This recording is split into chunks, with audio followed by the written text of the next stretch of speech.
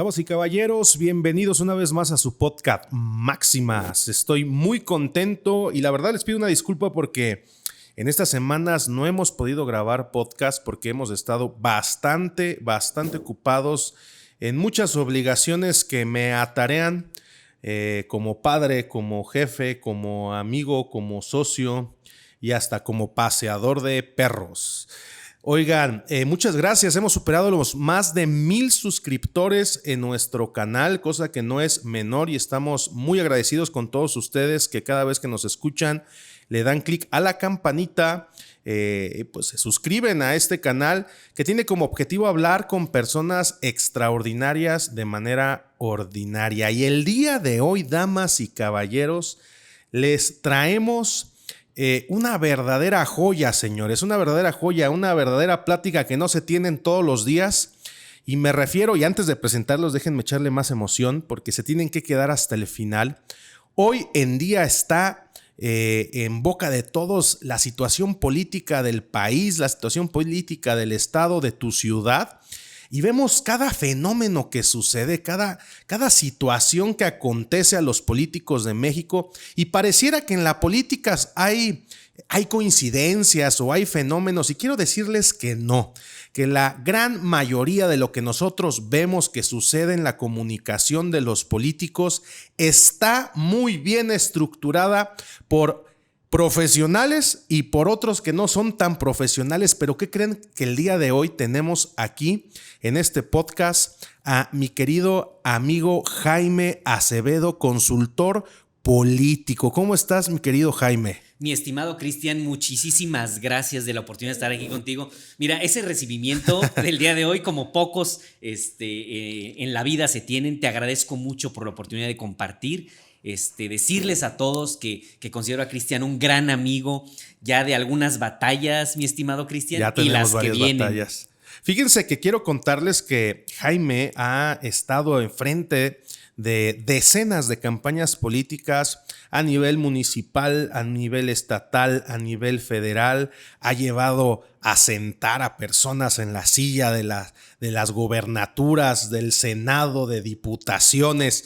Y hoy tengo el objetivo, Jaime, de que nos platiques las entrañas de eso, porque la gente a veces piensa que solo son ocurrencias de los políticos y la gran mayoría de cosas que vemos por ahí, pues son historias muy bien diseñadas o por lo menos muy bien planteadas, mi querido amigo.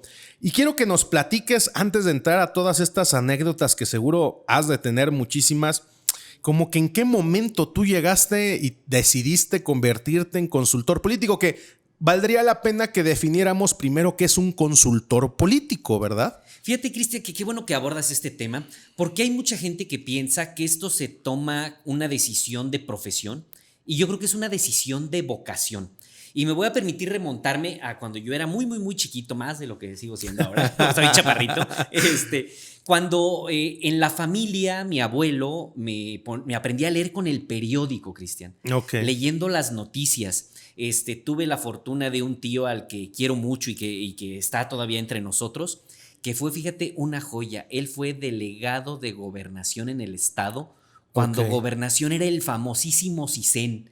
Ok, pero ¿gobernación de qué? ¿Del estado Federal, de Guanajuato? ¿Federal? Federal. Órale. Entonces, de su mano, yo estando muy chiquillo, tuve oportunidad de conocer a candidatos a presidente de la República, a Cuauhtémoc Cárdenas, en plena campaña presidencial, a Porfirio Muñoz Ledo. Yo era un morrillo de escasos 10 años, Cristian. Y ya andabas en la faramalla. Pues imagínate esa oportunidad, son eventos que marcan la vida, son eventos que te ponen en el camino.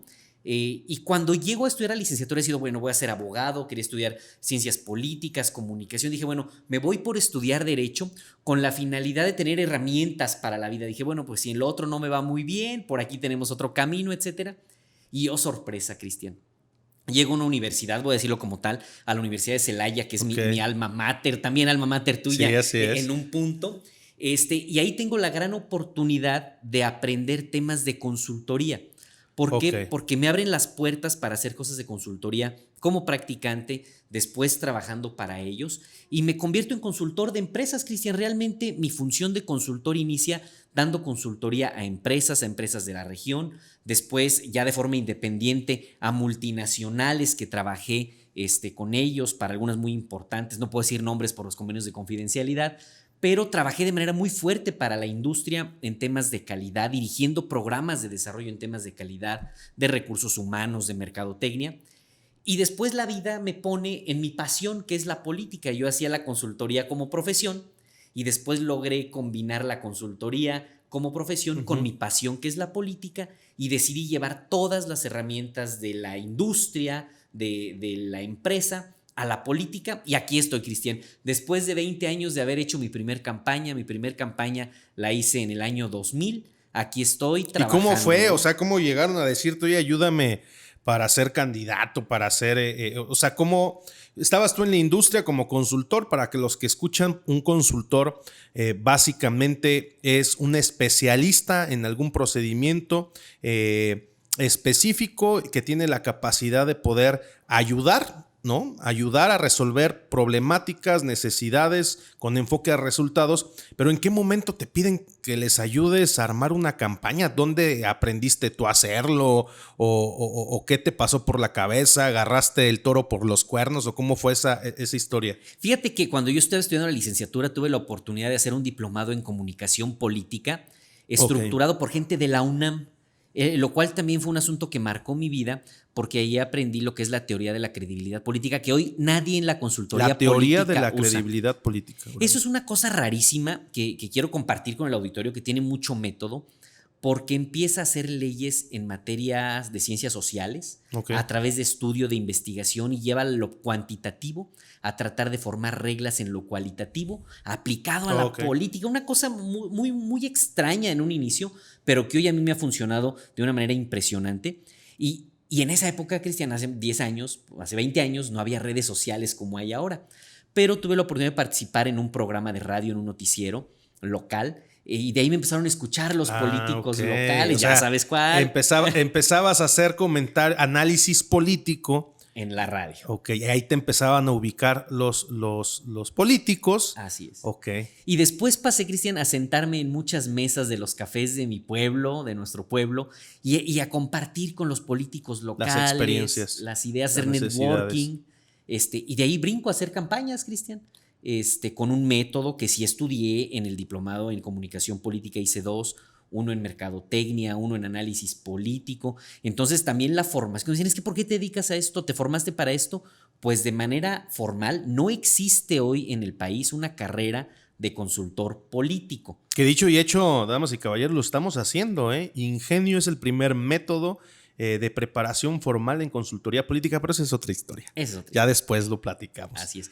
Y entonces la vida me fue formando, me fue llevando en esa parte, las experiencias, las campañas de las cuales se aprende mucho, grandes amigos. Y llegas a tu primera campaña y todo era como te lo imaginabas, amigo, porque pues la verdad es que la gente tiene la percepción de que las campañas políticas no siempre son tan reales, tan honestas, tan transparentes. O sea, ¿cómo fue tu ideal cuando querías hacer política? ¿Cuáles eran tus ideales para hacer política? ¿Y cuáles fueron las realidades con las que te topaste cuando empezaste a conocer a los políticos, amigo? Fíjate, Cristian, que en mi paso por la política, tengo que decirlo como tal, la gente tiene hoy una mala percepción de lo que es la política, pero yo puedo sentirme afortunado y agradecido que la gente con la que me he topado en la política, me he topado en su mayoría con gente decente, con gente buena, con gente, vamos a llamarle medianamente honesta,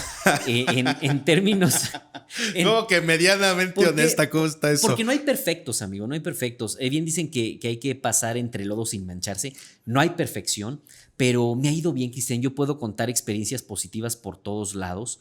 ¿Nunca te has topado con un malandrillo en donde veas que lo único que le interesa es dinero, lo único que le interesa es poder, que es un verdadero ignorante, que es como te lo podría seguir describiendo? ¿A poco nunca te has topado con alguien así? Fíjate, Cristian, que sí me he topado con gente de esa característica, pero yo he tenido también la gran fortuna de poder elegir a mis clientes. Claro. Uno como consultor tiene el privilegio y derecho de decidir con quién trabaja y con quién no trabaja. Y en ese proceso he tenido la capacidad, la lectura, el feeling de decir aquí sí y aquí Oye, no. cuéntanos una, sin decir nombres, obviamente, que te diste cuenta que te estabas metiendo en camisa de 11 varas con algún cliente malvadón, perversón. Fíjate, Cristian, que esa parte se va oliendo, se va percibiendo en el momento en que bien dicen que la corrupción en el país es de dos, ¿no? Y tiene mucho que ver con uno que abra o cierre la puerta al proceso. Okay. Yo siempre he sido muy claro en decir aquí no, aquí se hace el trabajo bien, se hace el trabajo de forma decente, responsable, busquemos hacer cambios favorables para la sociedad y de inmediato te das cuenta en la cara del cliente o del probable cliente cuando no le gusta. Cuando lo confrontas a decirle, mira, la realidad de tu pueblo es esta, están sufriendo por esto y hay que trabajar en esta línea porque es lo que les duele. Y ellos llegan con proyectos distantes a esa necesidad de la gente, dices, aquí no. ¿Por qué? Porque sin llegar a un extremo de esos bandidillos, como comentas, en ese contexto, de inmediato te das cuenta que su objetivo sí lo es hay, otro. amigo, Claro. porque, a ver, o sea, no por algo tú tienes más de 20 años en esto. Me imagino que si hubieras dicho que sí a muchas de estas ofertas no estarías aquí sentado. Pero la realidad es que a veces sí nos sorprende cada candidato que decimos cómo es posible, uno, que el partido lo esté lanzando, dos, que haya gente que lo esté apoyando y la verdad no hace sentido quién está detrás de toda esa gente. Digo que la mayoría de veces quien está detrás pues es la lana, ¿no? O sea, quien puede empujar a un candidato de esta naturaleza. Mira, Cristian, es que desafortunadamente hay un tema bien interesante. Pareciera que al mexicano se le olvidan las cosas. Pareciera que no tenemos memoria. Pareciera que los mexicanos somos un pueblo que le permitimos a nuestros líderes que hagan de todo y no castigamos. Fíjate, en el proceso de las encuestas, para muestra basta un botón. Cuando uno pregunta sobre una decisión de si están a favor o en contra de un tema y tú pones la famosa escala Likert de 5 opciones, normalmente el mexicano se va por la de en medio, Claro. la del más o menos. Entonces somos laxos, perdonamos fácil, se nos olvidan los temas y por ejemplo nosotros ya decidimos quitar esa variable de en medio para forzar al ciudadano a tomar una decisión que al final del día nos va a ayudar a tomar decisiones a nosotros en una encuesta, pero eso es una clara muestra de cómo el mexicano tiende a mantenerse en la media tabla y entonces hay un mensaje que los políticos no están o no estamos leyendo, es que cada vez menos gente asiste a las urnas, Cristian. Claro. Porque hay menos participación. Claro, porque se sienten traicionados, porque les han quedado mal y han pasado de perdonar a simplemente olvidar, dejar de lado y que la gente decida seguir con su vida, porque el político cree que es el centro del universo, que todo mundo está al pendiente de lo que hace. El héroe de la historia, ¿no? El héroe, que todo mundo ve los medios de comunicación. La realidad es que no. La realidad es que a la gente le importa su vida, seguir en su cotidianidad, su familia, su trabajo, tener sus básicos resueltos.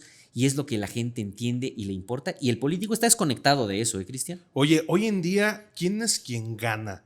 ¿El candidato o el partido o qué? Porque pues a veces vemos candidatos bastante débiles en comunicación, en retórica, en propuesta, en presencia, pero ganan. ¿Qué es lo que tú en tu experiencia ves que se ha ido transformando pues este ejercicio democrático? ¿La gente vota hoy en día por los partidos o la gente vota por los candidatos? Yo creo que es una mezcla, Cristian. Sí sigue siendo una mezcla, sigue siendo una fórmula. Pero sí, va a depender de algunas variables, Cristian. Primero, entender que cada caso es distinto. Cada territorio es diferente. No es lo mismo ir a elecciones en Nuevo León. Por ejemplo, en Nuevo León ya tuvieron la moda de los priistas copetones con Rodrigo Medina, ¿no? El gobernador. Sí, creo el galán de la telenovela. Así es, igualito a Peña Nieto, peinaditos igual y demás. Ya fueron innovadores con un candidato independiente, el Bronco. No nos imaginábamos un gobernador de esa naturaleza. Y ahora vuelven a ser innovadores eligiendo a MC. Entonces, hacer campaña. ¿Pero en eligieron el norte, a MC o eligieron a Mariana? A Mariana y a Samuel en ese orden. Y en ese orden. A Mariana y a Samuel. O sea, es que ese es el punto, amigo. Porque, claro, por ejemplo, aquí en el estado de Guanajuato, pues MC es un cero a la izquierda. O sea. Aún, Cristian. Aún. Pero no volvemos al punto. O sea, no hubo y hablando y entrando ya a decir nombres, y a todos nuestros amigos no se los toman personal, es una charla, porque tenemos amigos en todos los partidos políticos. Pero no fue el mismo fenómeno de MC en otras partes de la República. Ve lo que sucedió allá en Tulum, en Riviera Maya. En la Riviera Maya con Roberto Palazuelos. O sea, no le sirvió de nada MC. ¿No será que en ese caso el personaje, el influencer, es quien se lleva realmente los votos y no el partido, y que más bien el partido es quien se monta en la popularidad de un personaje? Es correcto, Cristian, porque en ese caso de Nuevo León es una sociedad mucho más aventada, con ganas de probar cosas nuevas, se parecen más a los norteamericanos en algunos temas culturales que la gente que vivimos en el centro del país. Entonces ese contexto es distinto. Se quisieran parecer más. Bueno, por ese contexto es distinto. Y entonces ahí la fórmula funciona con innovación, con un candidato, con influencers, llevan la vanguardia. Pero si te vas al sur del país... Sí, es que es otra cosa. La marca pesa más, las circunstancias son distintas, en el centro somos mucho más mesurados, menos atrevidos. Entonces, más conservadores. Más conservadores. Entonces la fórmula, Cristian, tiene que ver con esa parte. ¿Qué sociedad estás trabajando? ¿En qué contexto estás haciendo las cosas? ¿Cuál es el momento político, coyuntural o emocional de la gente que va a votar?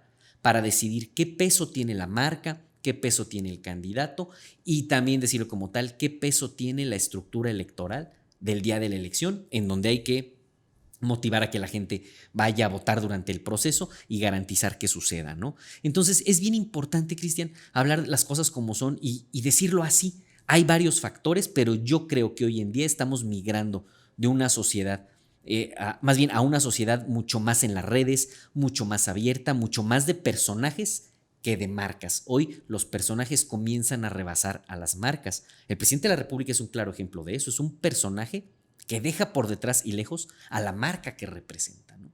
Y que fue un personaje que se construyó marca. Exacto. Porque AMLO es una marca. Y Morena es un movimiento que se apalancó de la marca de AMLO. Es por eso que es bien interesante cómo en las encuestas AMLO sale aprobado como personaje, pero reprobado como gobierno. O sea, ¿cómo es posible que una persona o que nosotros como ciudadanos podamos estar de acuerdo o apoyando a un personaje, aunque el personaje no dé los resultados como político? Fíjate, Cristian, que ahí hay un tema bien interesante de una narrativa bien construida, una narrativa que trabajó durante años, que le puso la cereza del pastel para llegar a la presidencia de la República, y una narrativa que sigue construyendo todos los días con un sector de ciudadanos que creen en esa narrativa, que confían en esa narrativa, que son sus fans más que sus electores, y que él se dedica a hablarle a ese nicho de población que mantiene de manera constante y permanente involucrado en su narrativa, y que ahí lo va a sostener durante largo plazo, Cristian. Por eso el tema de polarizar, por eso el tema de mandar mensajes a un solo auditorio. Al presidente no le interesa los demás, le interesa su auditorio, a la gente a la que le habla, su audiencia, la que lo mantiene ahí, que lo va a mantener, y pésele a quien le pese, lo está haciendo bien en ese sentido, porque ha logrado mantenerse vigente y con esos índices de popularidad que no habíamos visto en México. Oye, amigo, ahorita seguimos hablando de la política mexicana, pero volviendo a tu experiencia como consultor político, platícanos cuál ha sido la campaña política que más te ha retado a ti mismo en cuestión de estrategia, de método, de candidato, de contexto político. ¿Cuál es la que más te ha marcado y la que dijiste no la voy a librar y que finalmente lograste salir victorioso? Fíjate, Cristian, que esas campañas más retadoras fueron las primeras que hice. Y ayer, fíjate, en la clase que tuvimos oportunidad de dar ahí con el grupo de gente de Ingenio, yo hablaba de una en particular, una en San Miguel de Allende, ya hace más de 10 años que se llevó a cabo esa campaña. Yo dije, no la vamos a librar, tenemos todo en contra, tenemos toda la estructura en contra, sin recursos, sin nada, y logramos convertirle en un movimiento verdaderamente apabullante, de un triunfo que nadie veía venir. ¿Y cómo hasta fue? faltando. ¿Cómo fue? ¿Qué circunstancias estaban al principio y cómo las fueron construyendo? Mira, las circunstancias fue unas encuestas en contra. Se empezaron con encuestas en contra. Partidos conflictuados entre sí, pero finalmente se logró hacer una coalición de 3 partidos, PRI, PRD y Verde, y se iba contra el PAN en aquel momento con circunstancias adversas, el PAN como partido hegemónico en Guanajuato en ese contexto, sin dinero, sin recursos, sin experiencia haciendo campañas de parte del equipo, sin una estructura formal para el cuidado de casillas como la tienen los partidos políticos, con conflictos al interior de la coalición, porque los 3 partidos que iban en la coalición ahí en la candidatura común, si mal no recuerdo en ese momento, tenían sus conflictos internos entre ellos, pero en una en la que el mensaje y la atención a la crisis logró ponerse por encima de esos retos. Y yo recuerdo, mire, se me pone la piel chinita de gallina, el cierre de campaña, que era un cierre de campaña para los que estamos en Guanajuato, que conocen bien San Miguel de Allende, y los turistas que han visitado San Miguel, que el cierre de campaña estaba en el centro de la ciudad, ¿no? Ahí en la parroquia. Ahí enfrente de la catedral. Ese lugar emblemático de San Miguel que todos conocemos, al menos en fotos. Sí, así es. Y arrancaba la columna de la marcha del cierre de campaña en la entrada del municipio, por donde está una pollería muy famosa, una glorietita y un puente nuevo. Y recuerdo que cuando llegó la parte inicial de la columna al centro de la ciudad, todavía no terminaba de salir el último contingente del punto de salida. Okay. Fue una locura, la ciudad se cerró, se perdió el contexto, la gente salía, donaba, colgaba sus mantas, ellos hacían su propia publicidad. ¿Y qué fue? O sea, ¿cuál fue la causa que condicionó ese cambio en la preferencia electoral? O sea, ¿qué fue lo que hicieron? Una mezcla importante, Cristian. Entender lo que la gente quería, pensaba y sentía. Se sentían abandonados por su gobierno, se sentían distantes, sentían que los privilegios eran para un grupo y no para todos.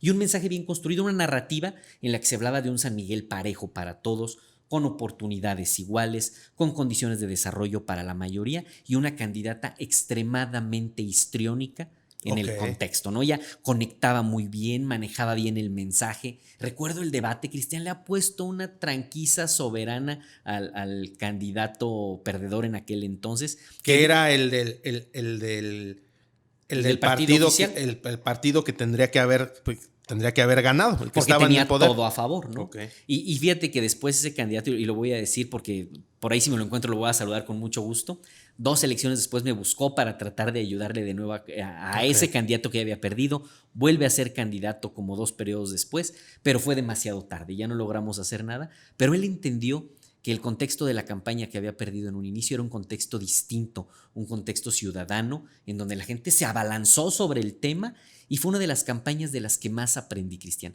Cosas que hicimos en esa campaña son cosas que a la fecha seguimos aplicando con otros candidatos, en otros proyectos, porque fueron ricas, porque entendimos la dinámica de lo que la gente quiere, ¿no? Y hablar con honestidad y de frente a la gente. Te quiero hacer varias preguntas con respecto a esto. ¿Todos los candidatos le hacen caso a sus consultores o para qué un candidato busca un consultor? O más bien, ¿todos los candidatos tienen claro que necesitan un consultor? ¿Cómo es esa relación simbiótica entre consultor y candidato? Porque me imagino que el candidato cuando lo nombran candidato, pues se siente que él es el héroe de la historia, que son sus ideas, que son sus formas, que es su manera de ver las cosas. Y normalmente el consultor pues le viene a plantear las realidades según los datos que los instrumentos y las evaluaciones y las encuestas arrojan. ¿Cómo es esa relación? Fíjate, Cristian, que el otro día platicamos tú y yo en lo privado de la famosa pata de palo, ¿no? Que es ahí donde te dan, donde te tumban, donde te agarran y no te sueltan. Y esa es, yo creo que la pata de palo de todo consultor político. ¿Por qué? Porque si hay algo difícil en el proceso de hacer consultoría política es la relación con el cliente. ¿Por qué? Porque hay tantas voces, tanta gente hablando, tantas circunstancias, tantos momentos que el consultor tiene que tener grandes habilidades de comunicación interpersonal con su cliente para poder sembrar en él elementos suficientes, tanto técnicos como humanos, para lograr que se acomode el proceso. Y algo bien interesante, Cristian, que debemos de entender en la consultoría y que es fundamental, y yo lo pongo sobre la mesa como un tema que hay que desmitificar. Ajá. La gente piensa que el político a veces no tiene ideas, que el político no tiene su esencia propia, que los consultores hacen todo. ¿Cuántas veces hemos escuchado? Es que es culpa de los consultores. No es verdad, Cristian. Que asesores, que es una palabra que más usan, que realmente es un consultor, no son asesores. Claro. Pero dicen es que sus asesores no lo están asesorando bien y hasta es un argumento para justificar un mal acto de campaña o incluso de gobierno, ¿no? O golpetear a los asesores, ¿no? Yo creo que aquí es bien importante entender que el político tiene sus propias ideas, tiene su propia esencia, tiene su propia forma de ver las cosas, uno como consultor lo tiene que primero respetar. Y eso es fundamental. Dos, ayudar a que sus ideas se conviertan en ideas poderosas, porque uno viene a ayudar en esa parte, a marcar el tema de qué ideas pudieran no ser las correctas o prudentes en ese momento, pero al final del día, como yo siempre le he dicho, la última palabra, la última decisión la tiene el candidato. Claro. Porque el que se juegue el Claro. pellejo No, es él. y por quien vota la gente es él. Y el Claro. que va a gobernar es él. Entonces hay que desmitificar la posición del consultor, la posición del asesor, que no es una posición de toma de decisiones, es una posición de ayuda técnica para poner elementos sobre la mesa, pero que al final del día el político, el candidato es el que decide lo que se va a hacer, cómo se va a hacer y la ruta que él va a tomar. Entonces, muy importante, no es culpa del consultor, no es culpa del asesor, las cosas siempre están sobre la mesa, pero la decisión final siempre la tiene el líder de un proyecto, que en este caso es el candidato o el gobernante. 2 preguntas, y en este orden. ¿Qué pasa cuando tú como consultor llevas llevas una campaña y pierdes? ¿Y qué pasa cuando ganas? Mira, Pero primero en ese orden, ¿qué pasa cuando como consultor no lograste desarrollar las circunstancias para que pudieras ganar? ¿Qué pasa ahí cuando ya llegaban el día de las elecciones y ¡pum! Vale, pierdes? Mira, porque has perdido elecciones. Claro, por supuesto, y son de las que más se aprenden, ¿eh, Cristian? También. Hay que decir una cosa bien importante. Los números siempre están ahí, las tendencias siempre están ahí, y uno como consultor tiene la gran responsabilidad de siempre hablarle con la verdad al cliente.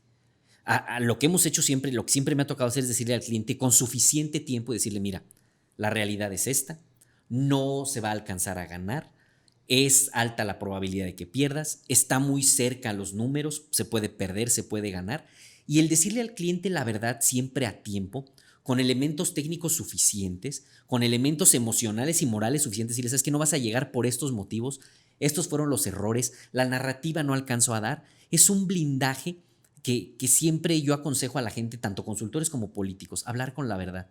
Porque al final del día, muchos de esos clientes con los que nos ha tocado perder, puedo decirles, hoy somos grandes amigos porque agradecen haberles dicho la verdad y no echarle incienso en las patas al santo, como se dice, elevarlos tanto que después pierden contexto de la realidad y la derrota les cae como sorpresa. ¿No te ha tocado que aún así te echen la culpa en la frustración del momento de haber perdido y que te digan, tú me dijiste que hiciera esto, lo hice y no funcionó, tú me dijiste, ¿no te ha tocado? Sí. Por supuesto, Cristian, ha tocado, pero siempre es un momento de crisis fuerte, emocionalmente compleja, en donde todo se derrumba, pero uno como consultor tiene que tener la entereza para, uno, no abandonar al cliente, dos, contenerlo. Es decir, a veces toca, de manera figurada, abrazar el tema para evitar que explote como una olla de presión. Y una vez que tomas al cliente, que abrazas, que contienes, que evitas que cometa más errores producto de la frustración, cuando bien dicen que después de la tormenta viene la calma, cuando la calma llega, hay posibilidad de hablar, de dialogar, de poner las cosas en la realidad en un plano de tranquilidad y poder dialogar de lo que estuvo bien, de lo que estuvo mal, asumir responsabilidades y poder transitar al siguiente proyecto, al siguiente momento, a una amistad o a una relación por lo menos sana, ¿no? De decir, ¿sabes qué? Las cosas se hicieron, cumpliste con lo que se te había pedido, no lo cumpliste, el candidato a veces toma decisiones que sabes que es que hay que hacer esto y no quiere, y no quiere, y no quiere. Bueno, pues tú adviertes la responsabilidad, tú le estás equivocando y ya es su responsabilidad en ese contexto, ¿no? Antes de que me contestes, ahora, ¿qué pasa cuando ganas? Se me está viniendo otra pregunta interesante. ¿Qué pasa el famoso día D, que es el día de las elecciones? Porque la gente no sabe que ese día se movilizan miles y miles y miles de personas de los distintos candidatos con distintos objetivos. ¿Nos puedes hablar de las estructuras que se mueven el día de la votación para lograr objetivos? ¿Qué objetivos? Porque se moviliza muchísima gente, ¿no? Mira, primero hay algo bien importante y decirlo de forma muy clara y muy directa. En México tenemos elecciones transparentes. Los mexicanos hemos trabajado durante muchos años en crear instituciones sólidas, en crear instituciones transparentes. Los ciudadanos estamos en las mesas de votación recibiendo votos. La gente que está ahí recibiendo los votos son tus vecinos, son tus conocidos, que se insaculan a través de un sorteo, que se les capacita, Quien quiera pensar que en México y en la política las elecciones están truqueadas el día de la elección está muy equivocado. Pues el presidente dice eso, amigo. Pues yo creo que ese sistema fue lo que le permitió llegar. Sí, es lo que pasa es que él lo dice cada vez que él pierde, pero cuando ganó, pues ahí no dijo que estaba Ahí no. truqueado, pero hoy ahorita hay un señalamiento fuerte del bloque de Morena a nivel nacional, incluso están promoviendo una reforma electoral sobre una institución que es la que más credibilidad tiene en el país. Así es que sí, pero fíjate que desafortunadamente para México y los mexicanos, nuestros cambios legales fuertes han sido productos de coyunturas. Es decir, cuando al grupo en el poder le va bien, hace cambios, hace cosas, y cuando le va mal, retrae. Y así es la historia de México. Creo que los mexicanos en esa parte de ser laxos, en cómo evaluamos a nuestros gobernantes, en cómo evaluamos a nuestras instituciones, hemos permitido que nuestras reformas legales sean producto de necesidades particulares y no de necesidades colectivas. Porque porque la institución como tal, que hoy tenemos como Instituto Electoral, en gran parte fue creada por esa historia del propio presidente cuando perdió las elecciones anteriores, impulsó reformas tan fuertes al interior que hizo que tuviéramos un sistema sólido de elección de candidatos. O sea, ¿tú crees que en el 2006 no le robaron las elecciones Mira, a Andrés Manuel López Obrador? Yo lo que creo es que hay que separar, Cristian. Una cosa es separar todo lo que se hace previo a la elección, de guerra sucia, de cosas que se hacen en la política, y otra cosa es el día de. Y el día de la elección como tal, yo creo que debe de ser de manera concreta y real una fiesta de la democracia. Y fíjate, la teoría de la credibilidad política dice, y esto es algo que me gusta mucho, me encanta de esta visión de la realidad, dice que la democracia y el día de la elección es el pasaporte que tenemos todos los ciudadanos de participar activamente en la política. Es el día más importante en donde todos tenemos el derecho de ir a expresarnos, de ir a votar, de decidir lo que va a pasar, y es el punto máximo que debiéramos festejar. Entonces yo creo que tenemos que aprender a respetar ese momento, aprender a respetar la libertad de los ciudadanos, entenderla y que se movilizan cosas así. ¿Por qué? Porque se hace toda la estructura del día de la elección desde el Instituto Electoral. Los partidos tienen sus representantes en cada una de las casillas. Hay observación, hay encuestas, hay exit poll. Entonces, ¿qué es exit poll? Una encuesta de salida. Es lo que te iba a decir. O sea, ¿cómo saben? Los partidos llevan en tiempo real un conteo que les permite saber sus tendencias, incluso antes del conteo rápido que hace el IEG o que hace el INE. ¿Cómo hacen eso? No, lo que hay ahí es una encuesta que se contrata a una casa encuestadora formalmente dada de alta en el Instituto Electoral. O sea, es una práctica legal. Totalmente. Totalmente legal, registrada, con una empresa registrada, etcétera, que se registra en el Instituto Electoral, que está afuera de la casilla, y una vez que la gente emite su voto, pregunta sobre ese asunto, se hace un muestreo y de esa manera es como se puede ir sabiendo la tendencia, ¿no? Con cortes a diferentes horas para ir sabiendo cómo va el proceso electoral, y por eso antes de que se cierren las casillas o una vez cerradas las casillas cuando ya no hay más votos, los partidos tienen la posibilidad de saber de manera más o menos precisa cómo les fue en el proceso electoral. Entonces hay que decirlo, Cristian, todo lo que pasa el día de la elección es un tema legal que está cuidado, que está respaldado. Que ya es muy complicado aventarse estas trucuñuelas de los famosos, ¿cómo le llaman? Carruseles, que te dan un billetito y vas a pagar. O sea, eso ya no se da, Jaime. Mira, Cristian, yo creo que es un tema que en algunos lugares se da, pero que tendríamos que empujar porque se quede en el pasado, Cristian. Porque el mensaje de la política, la propuesta, los candidatos debe ser lo que privilegiemos. No podemos seguir permitiendo como mexicanos que eso suceda. Porque el vender tu voto es vender tu dignidad. El vender tu voto o cambiarlo por un desayuno, por un famoso carrusel, etcétera, es quitarle la oportunidad a tus hijos de un mejor futuro, porque quien va a decidir sobre lo que pase va a decidir sobre cómo llegó. Hay que recordar el viejo adagio que dice que lo que fácil se obtiene, fácil se despilfarra, fácil se desperdicia. Y en política a veces también se dice que lo que se puede lograr con dinero es barato. Y eso es una elección barata, Cristian. Ganar así no es ganar. ¿Qué tan difícil es convencer al bloque de la sociedad que ya es cliente de algún partido político por los distintos apoyos sociales que reciben estas políticas que le llaman algunas políticas clientelares que tienen como objetivo, pues de alguna manera comprar el voto con políticas públicas legales, pero que realmente impactan poco en la vida material de las personas, pero que significan el día de la elección una manita de puerco para seguir votando por mí. O sea, si no votas por mí, la coerción, ¿no? Te voy a quitar este programa social, ¿Qué opinas de esas estrategias que también pues nacen de las campañas políticas? Mira, Cristian, ese tema, quiero decirlo como tal, no es difícil hacer que la gente cambie su decisión. Y tenemos 3 ejemplos muy importantes. Cuando llega Vicente Fox, después de los años del PRI, el PRI tenía sus estructuras clientelares, tenía sus programas sociales, tenía toda la estructura de partido hegemónico después de 70 años. Y llegó un personaje ranchero, con botas, con un estilo distinto, logró una narrativa que convenció y la gente tomó una decisión a pesar de eso.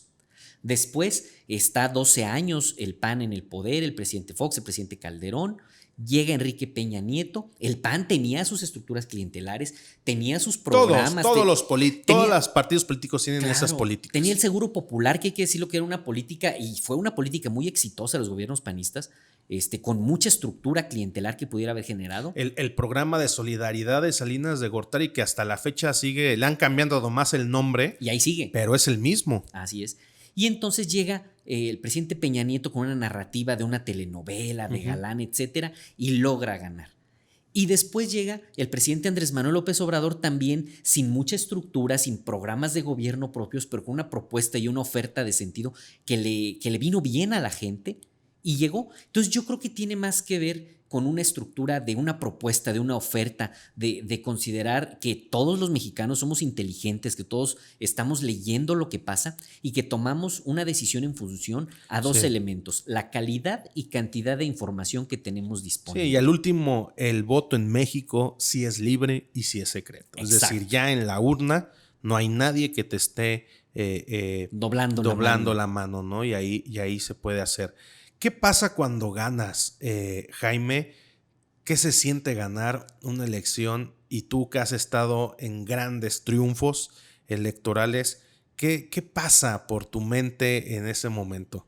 Mira, hay 2 tipos de triunfos. Los que saben mucho, los muy sabrosos, porque son producto de una campaña retadora, accidentada, atropellada, que sentías que ibas a perder. Hijo, esos saben deliciosos, son los más sabrosos. Bien dicen que lo que realmente cuesta es lo que se valora, ¿no? Esos son los más sabrosos, son en los que te dan ganas de abrazar al cliente, al equipo, de correr, de estar ahí, pero tú como consultor, lo único que puedes hacer en ese contexto es ya terminó, ya terminamos, en cuanto dices ya salió, recoges tus cosas y te vas.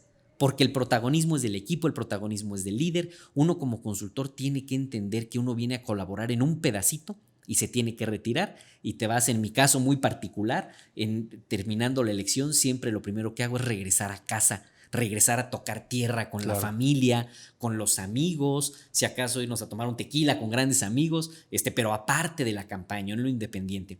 Y los otros triunfos en los que desde el principio sabes que vas a una campaña ganadora, que no tienes reto, que es fácil, pues esos, mira, Cristian, no saben igual, saben mucho menos, pero en todos es lo mismo. Una vez que entregas resultados, como un profesional que te dedicas a esto, el festejo no es tuyo. El festejo es de quien dio la cara, de quien puso el trabajo, de las estructuras de los partidos, de quien se la rifó en la guamisa en la calle, porque pasan cosas en la calle, Cristian. Yo recuerdo mis primeras campañas que me tocaron mentadas, me corrían de las casas, porque yo inicié, Cristian, no necesariamente como consultor. Yo mi primer campaña participaba haciendo cosas de consultoría, pero éramos tan poquitos y había tan poco dinero que había que ir a tocar la puerta, que había a veces ocasiones en las que había que manejar el vehículo, que había que acompañar al candidato, que había que ir a las comidas. Sí. Recibías cosas buenas y recibías cosas bien adversas, ¿no? Porque justo fue en la campaña del 2000 cuando llega el presidente Fox al proceso, a la presidencia, y había muchas adversidades que vencer en el camino, ¿no? En esa primer gran transición de democracia en México, que fue la llegada del PAN hace ya un buen rato. Por ahí la candidata con la que participé en aquel entonces, Segura, espero que me escuche, le mando un fuerte abrazo, una gran amiga de quien aprendí muchísimo. Y además algo interesante, Cristian, el trabajo con mujeres en la política, hijo, se disfruta más por un motivo importante, hay que decirlo como tal, a la mujer en política todavía tiene retos muy fuertes porque los hombres no permitimos el paso. Y el trabajo con las mujeres en política ha sido mucho más enriquecedor. ¿Cuál ha sido, y vamos cerrando con esto, cuál ha sido el peor error que has cometido como consultor político? Híjole, Del que dices, aquí la regué, aquí no debía haber hecho esto, me costó esto. ¿Cuál consideras en un análisis de autocrítica, amigo?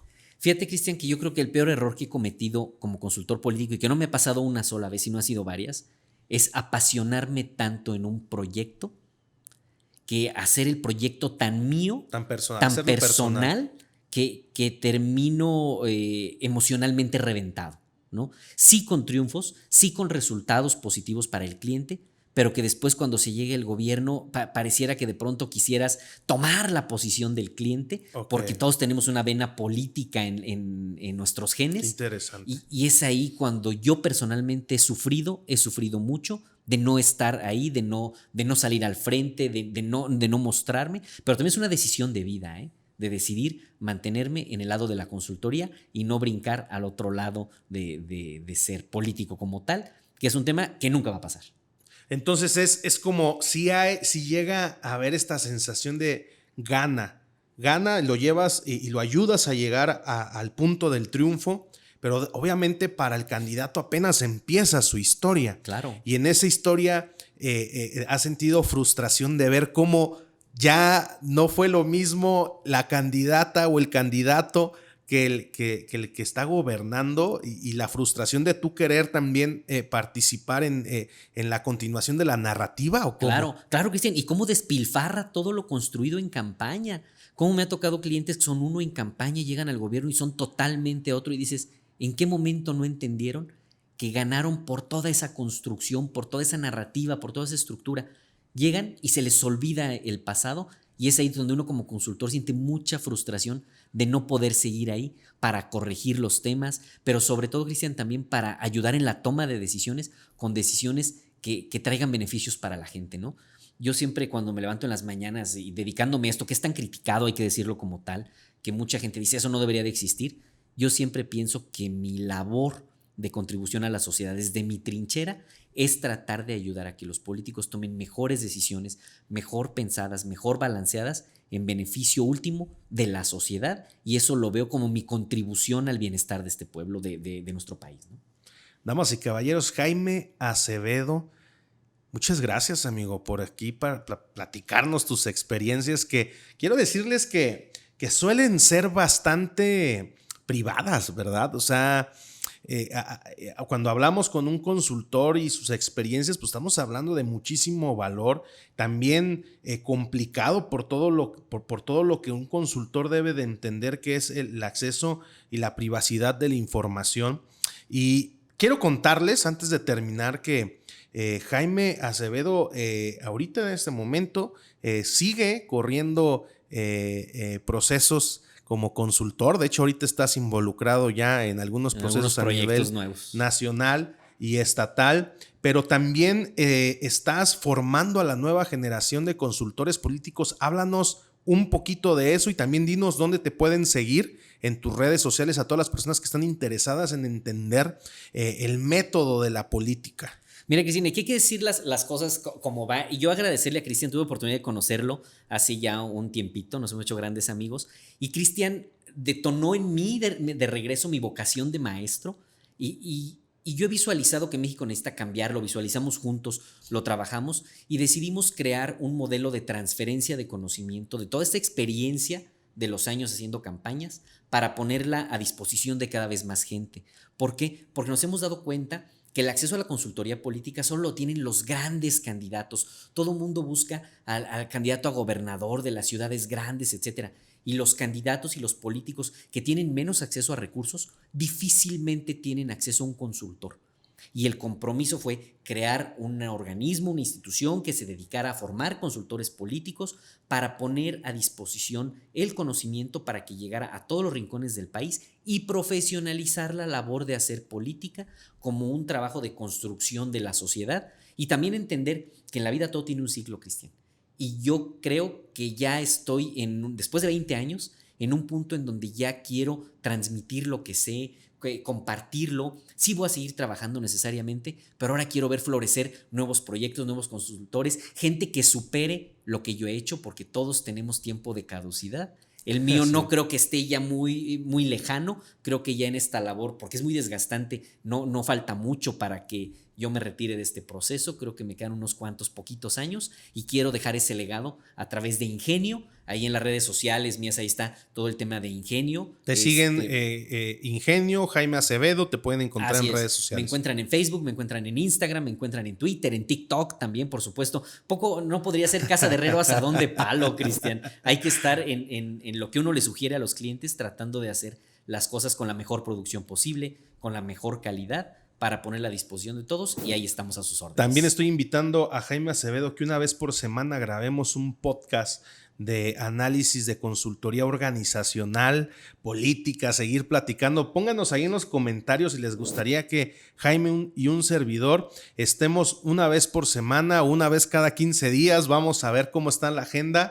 Estar platicando precisamente de pues el entorno organizacional, económico y político. La verdad es que Jaime es una persona muy inteligente, muy preparada, y seguramente vamos a poder generar contenido extraordinario. Pues damas y caballeros, muchas gracias Jaime Acevedo por estar en este podcast.